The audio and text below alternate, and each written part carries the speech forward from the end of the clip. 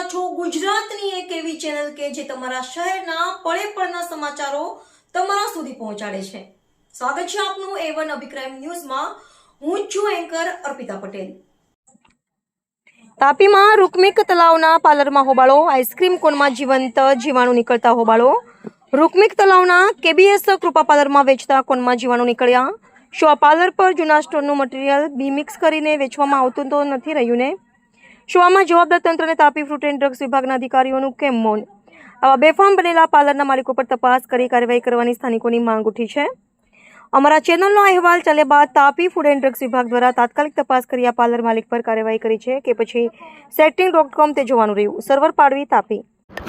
તાપી કડકલાથી મહેશભાઈ બોલું છું। છોકરા માટે કોન અને આઈસ્ક્રીમ લેવા માટે ગયેલો હું, તો કોન અને આઈસ્ક્રીમ ઘરે લઈ ગઈ તો મેં જોયું તો કોનમાં બધા કીડા ભરેલા હતા। પછી તરત જ મેં ફર્યો અને દુકાનદાર મેં કીધું કે ભાઈ આ રીતને વેચાણ નહીં કરતું, તો પેલો દુકાનદાર મને કહે કે તારાથી જે થાય તે કરી લે, મને ધમકી આપતો હતો।